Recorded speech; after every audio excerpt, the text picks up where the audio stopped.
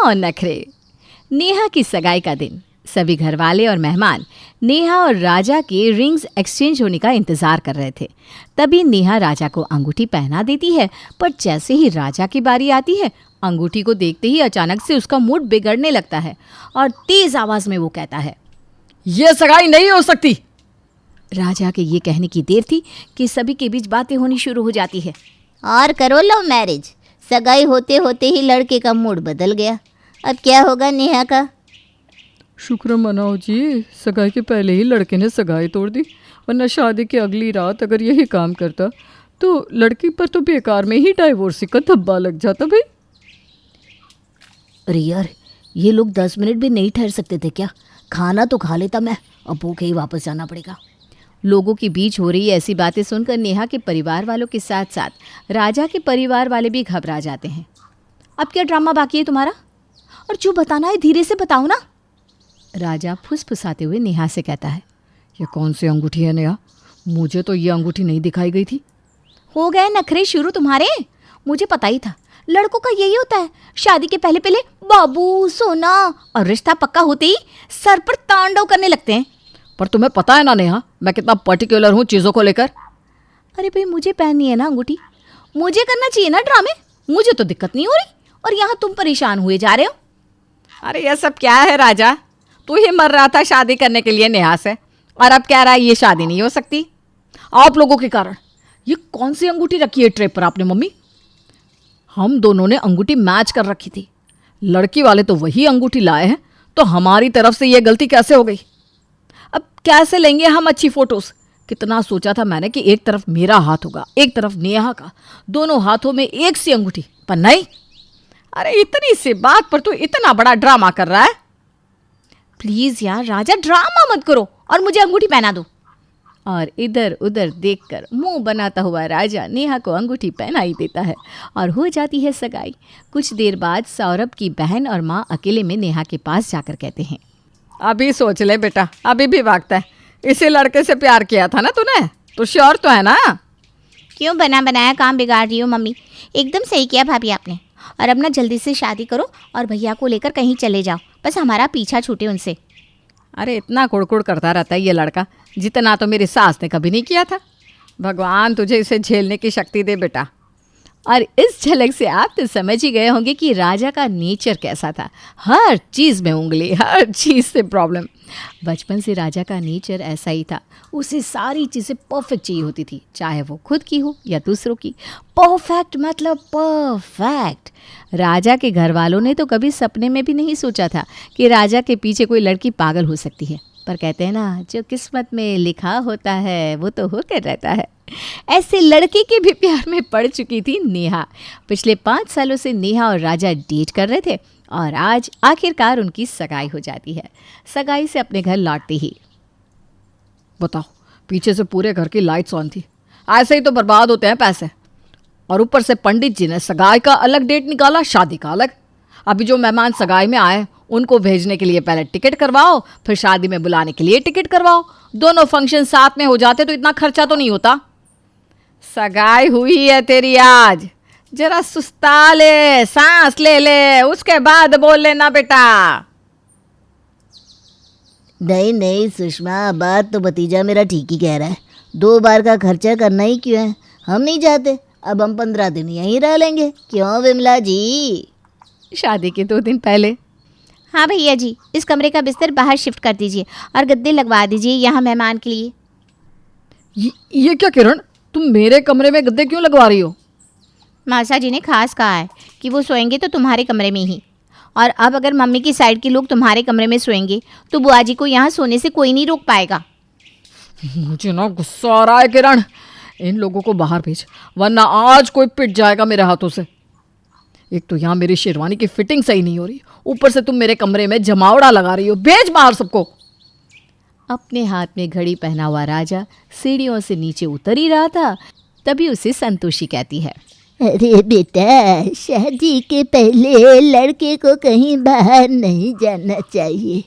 कहाँ जा रहा है तू? क्या काम है?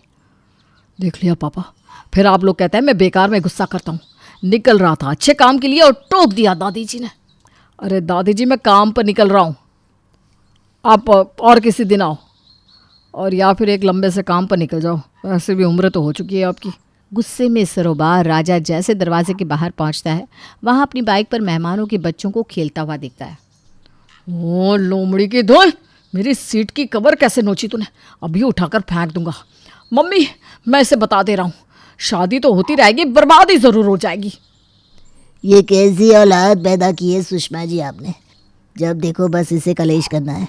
अरे शांत करवाइए इसे, मेहमानों के कान में पड़ गए ऐसी बातें तो बेकार में तमाशा हो जाएगा। और इसी तरह कलेश करते करते किसी तरह शादी का दिन आ ही जाता है। दूल्हे को देखने कभी कोई उसके कमरे में आ रहा था तो कभी कोई। हाय, कितना सुंदर लग रहा है मेरा राजा बेटा, जरा पीछे घूम के तो दिखाना बेटा। ये सुनते ही राजा अपनी आंखें बड़ी बड़ी कर लेता है। बारात तो निकलेगी ही ना मौसी, तब देख लेना भैया को। पता चला अभी गुस्से में सभी का आगा पीछा तोड़ दिया इसने। अरे क्या बोल रही है, मुझे तो कुछ समझ में नहीं आ रहा। ये बोलती हुई मृगनयनी राजा की आंखों में काजल लगा देती है। गुस्से में राजा तमतमाता हुआ सीधा अपनी मम्मी के पास पहुंच जाता है। देखो मेरी आँख, मम्मी ये मौसी ने कौन सा काला सुरमा मेरी आंखों में लगा दिया। अरे भाई, काली पोतनी है तो अपने बेटे के चेहरे पर पोतना। बस इन्हीं कारणों से मैं किसी रिश्तेदार को शादी में नहीं बुलाना चाहता था। अरे बेटा, मैं माफ़ी मांगती हूँ उसकी तरफ से, तो गुस्सा मत कर। देख 10 मिनट में हमें निकलना है, वहाँ नेहा तेरा इंतज़ार कर रही होगी। और किसी तरह सुषमा अपने बेटे का गुस्सा शांत कर बारात लेकर अपनी बहू को लाने निकल पड़ती है। रास्ते में सभी दूल्हे के आसपास पटाखे फोड़ रहे थे। अरे ओ पटाखे वाले, अब एक और पटाखा मेरे कानों के पास फूटा ना तो तेरे मुंह के अंदर घुसकर बॉम्ब फोड़ दूंगा, बता दे रहा हूँ। हे भगवान, इस लड़के को मंडप तक ले जाते कहीं मेरा जनाजा न निकल जाए। अरे बहुत नाच गाना हो गया, चलो अब जल्दी जल्दी चलो सब। बारात जैसे ही नेहा के दरवाजे पर पहुंचती है, राजा नेहा को ढूंढता हुआ अंदर चला जाता है। ये क्या अरेंजमेंट हुई है नेहा? बाहर मैंने ऑर्किड्स लगाने को बोला था और ये इवेंट वालों ने गेंदे के फूल लगा दिए। एक काम करो, तुम यहीं कमरे में बैठकर इस बात का विलाप करते रहो, मैं जा रही हूँ नीचे मंडप पर। भैया, तब तक आप इसे कुछ खिला पिला दीजिए, लगता है भूख से पागल हो गया ये। और होने वाले दूल्हे के सभी साले साहब मिलकर उसकी खातिर में लग जाते हैं, पर नखरे वाला राजा इतनी आसानी से कहाँ पिघलने वाला था। ये खाइए जीजा जी, पिज्ज़ा। अरे ये क्या कैटरिंग हुई, बताओ तो। बस एक कैप्सिकम पिज्ज़ा रख दिया और कह रहे खाओ। अरे भाई, पिज्ज़ा में भी तो वैरायटी होनी चाहिए कि नहीं? अच्छा, तो मैं आपके लिए दूसरी वैरायटी का पिज्ज़ा बनवाता हूँ, तब तक आप गुलाब जामुन खाइए ना। ये गुलाब जामुन है, इसे तुम गुलाब जामुन कहते हो? ना तो इसमें स्वाद है और ना ही मिठास। नेहा का मुंह देखकर ये खाना तो निगल रहा हूँ मैं, पर याद रखना, मंडप पर से मेरे जूते कोई चोरी नहीं करेगा, वरना फिर ऐसी बोली निकलेगी मेरे मुंह से जो किसी से निगली नहीं जाएगी। ठीक है जीजा जी, आप हमारी अलमारी में अपने जूते रख दीजिए, कोई आपके जूते नहीं छुपाएगा बस। और इसी तरह अपने ससुराल का आधा खून पीने के बाद राजा शादी के मंडप पर पहुंचता है। किरण, ज़रा मम्मी को साइड में बुलाना तो। सुबह से तमाशा कर रहे हो भैया, अब क्या बात करनी रह गई है। घबराती हुई सुषमा अपने नखरीले बेटे के पास जाती है। बताओ मम्मी, नहीं करवानी है शादी तो साफ साफ बोलो ना। ये पंडित जी ने पिछले 10 मिनट से हमें बिठा कर क्यों रखा है? इतनी फुर्सत में हूँ क्या मैं? अब 5 मिनट के अंदर अंदर फेरे नहीं शुरू करवाए इन्होंने तो मैं तो अपना सामान बांधकर घर के लिए निकल जाऊंगा। अरे शादी ब्याह में तो ज़रा ऊपर नीचे हो ही जाता है बेटा, पंडित जी सामग्री इकट्ठा कर रहे हैं ना, बस 2 मिनट में फेरे शुरू हो जाएंगे। और भगवान की दया से किसी तरह फेरे शुरू हो जाते हैं। अब वधू आगे आए। ये देख लो नेहा, अभी कुछ देर पहले पंडित जी ने बोला था कि मैं आगे रहूंगा, अब तुम्हें आगे आने के लिए बोल रहे हैं। अरे दूल्हा हूं मैं या फिर नौकर हैं? कभी आगे चलूं कभी पीछे चलूं। अरे मेरे किसी पुराने पाप की सजा, और आधे घंटे की बात है बस, पंडित जी जो कह रहे करता जा। तुम देख रही हो ना नेहा? अरे तुम पीछे हो रहे हो या नहीं? पंडित जी जल्दी जल्दी आप मंत्र पढ़ के बस इसका विवाह संपन्न कीजिए ना। विवाह संपन्न हुआ, चलो बहू हम निकलते हैं। अरे जा बेटा, तू कर कलेश, जहाँ करना है कर। पापा मम्मी, मैं आपकी गाड़ी में आऊँगी। ए कलेशी, तू दूसरी गाड़ी में आ जाना। जिंदगी किसी को किस मोड़ तक ला सकती है। एक दिन कविता अपने पति से कहती है, कौन है ये बच्ची, बताते क्यों नहीं, क्यों लेकर आए हो इसे यहाँ? कविता, ये मेरी बच्ची है। माँ पापा मेरी शादी शिवानी से करने के लिए मान नहीं रहे थे, लेकिन मैं उससे बहुत प्यार करता था। अब वो इस दुनिया में नहीं है, लेकिन सन्निका की जिम्मेदारी मेरी है, इसे मैं अपने पास ही रखूंगा। कविता ये देखकर सुनकर सन्न रह जाती है। कैसी बात कर रहे हैं आप? लोग क्या कहेंगे? मैं कैसे इस बच्चे के साथ जीवन चलाऊंगी? देखिए, इसे देखकर मुझे टेंशन हो रही है। आप इसे ले जाइए यहाँ से। मेरी भी तो बेटी है, मैं उसका हक कैसे मार दूं? दिनेश कविता को किसी तरह समझा लेता है। देखो सन्निका, ये आज से तुम्हारी माँ है, इन्हें तुम्हें माँ कहना है। कविता को तो सन्निका को देखना भी गवारा नहीं है, फिर वो उसकी माँ कैसे बन पाती? और शायद दिनेश भी ये हकीकत जानता था। कुछ साल बाद देखिए, अब राधिका बड़ी हो गई है, उसके लिए किसी अच्छे घर का रिश्ता देखिए ना। शादी तो करवानी है ना। हाँ, लेकिन सन्निका उससे बड़ी है, पहले तो उसकी शादी तय करेंगे ना। जमाना जानता है कि वो एक नाजायज लड़की है, कोई उससे शादी क्यों करेगा? वैसे भी आता है क्या उसे, जो कोई उसे अपने घर की बहू बनाएगा? तभी वहाँ सन्निका आ जाती है। पापा, मुझे स्कॉलरशिप मिल गई है, आगे का सारा खर्चा यूनिवर्सिटी वाले उठाएंगे। मैं कल ही वहाँ हॉस्टल में शिफ्ट हो रही हूँ। लो, सुना दिया ना फैसला। अरे अब क्यों शिफ्ट हो रही हो? पहले ही हो जाती शिफ्ट। दुनिया में यूं कालिक तो ना होती हमारी। क्या यार कविता, एक तो खुशी की बात है कि लड़की को कुछ आगे बढ़ने पढ़ने का मौका मिल रहा है, लेकिन नहीं, तुमको तो केवल ताना मारना ही आता है। जाकर देखो शिवानी क्या कर रही है। अरे हाँ, मैं शिवानी को दूध देना भूल गई, वो कैसे उठेगी?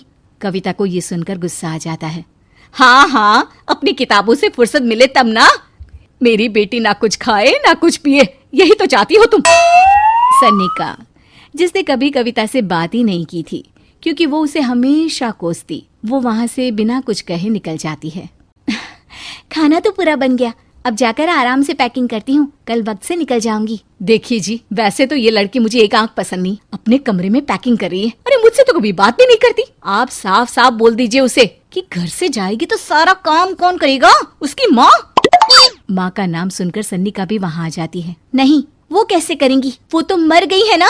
उस मनहूस औरत को मेरे घर में याद करने की कोई जरूरत नहीं है, समझी? वैसे भी ना होते हुए भी तेरी शक्ल में लगता है कि वो हमारे बीच में ही है हमेशा से। तो ठीक है ना, जब जा रही हूँ तो क्यों प्रॉब्लम हो रही है आपको? सन्निका घर से निकल रही थी। कविता ना चाहते हुए भी सन्निका को रोक लेना चाहती थी, और वजह थी सिर्फ उसकी सोशल लाइफ का डिस्टर्ब हो जाना। किटी में कविता की सहेलियाँ कहती हैं, क्या बात है, तू परेशान सी लग रही है, सब ठीक तो है ना? क्या हुआ, उस सन्निका ने फिर कोई तमाशा किया क्या? अरे नहीं नहीं, चली गई, वो तो ऑक्सफोर्ड की कोई NGO है, उसकी स्कॉलरशिप मिली है। मेरा भाई बता रहा था कि उसका तो फ्यूचर ब्राइट है। अरे चल ना, तुझे क्या, तेरा तो पीछा छूटा उससे। अरे कैसे क्या नहीं, घर का सारा काम करती थी। इसकी छोटी बेटी को भी तो उसी ने संभाला था, याद है? उसकी छोटी बेटी का जो केस हुआ था, वो भी अपने सर ले लिया था। हाँ, तो बदले में सारा खर्चा भी तो हम लोग ही उठा रहे थे ना। और पता है, वो मुझसे बात भी नहीं करती, जैसे पता नहीं मैं ही उसके माँ के मरने के लिए जिम्मेदार हूँ। अरे खुद को क्यों दोष दे रही है? तूने जो किया शायद कोई नहीं करता। कविता को समझ में नहीं आ रहा था कि उसके साथ ऊपर वाले ने ऐसा क्यों किया। वो शाम को घर आती है। आज तो बहुत खुश होगी तुम, एक बला से छुटकारा मिला ना तुमको। बेचारी की जिंदगी नरक बना कर रखी थी। वो तो कहते हैं ना, ऊपर वाला सब देखता है। देखो, चुन लिया उसने अपना रास्ता। कविता का मन तो करता है कि वो पति को सब कुछ सुना दे, लेकिन सामने सास खड़ी होती है। ये तो है, बेचारे को खाना बनाने से लेकर घर के सारे काम करने पड़ते थे। बाहर का भी कोई काम होता तो वही देखती। अब देखते हैं घर का काम कैसे होता है। तभी कविता की बेटी उसके लिए चाय लेकर आ जाती है। लो माँ चाय। कैसी रही किट्टी? अच्छी थी बेटा, खाने में कुछ बनाया है क्या? हाँ, सन्निका दीदी जैसी ही सब्जी बना दी है, आप रोटी बना लो। और हाँ, कल मैं चली जाऊंगी इलेक्ट्रिक बिल और राशन लाने के लिए। अच्छा, पैसे मैं दे दूंगी। सन्नी का कार्ड दे गई है ना? हाँ माँ, एक कार्ड तो देकर गई है। अरे चोर नहीं थी वो, मेरे बेटे का ही खून है। पता नहीं कितना घमंड भरा है इसमें। अरे छोड़ो ना माँ, जिसको जो बनना था वो बन ही जाएगा। अच्छा माँ, कल चलना है उसके कॉलेज में, सभी पेरेंट्स को बुलाया गया है। अब कविता तो जाने से रही, तो हम ही साथ चलते हैं। हाँ बेटा, उस बिन माँ की बेटी का है ही कौन। अब क्या था, कविता का गुस्सा फूट पड़ता है। हाँ, आप लोगों के जैसे तो इंसान नहीं देखे मैंने। अरे मेरे सामने ही अपनी नाजायज बेटी को लाकर बिठा दिया। रोज मैं उसे देखती तो एहसास होता कि कैसे आपने मुझे इतना बड़ा धोखा दिया। जरा सोचिए तो, अगर ऐसा ही कुछ मैंने किया होता तो। अरे रहने दे, क्या नहीं किया तूने उसके बदले में। उस मासूम के साथ क्या क्या करती थी सब जानते हैं हम। अरे छोड़ो ना माँ, ये तो एक बात लेकर बैठ जाती है। चलो सोने चलते हैं। अगले दिन दिनेश और उसकी माँ सन्निका के कॉलेज में जाते हैं। कैसी हो बेटा, मेरा नाम रोशन करना। जरूर पापा। ये ले बेटा, पैसे रख ले। नहीं, वो कविता ने काट दिया है। अरे बेटा, वो माँ है तुम्हारी, उसका नाम क्यों लेती हो? अरे हटाओ भी, क्या ही क्या है उसने इसके लिए, क्यों माँ बोले। तभी वहाँ सन्निका की टीचर आ जाती हैं। सन्निका की माँ नहीं आई?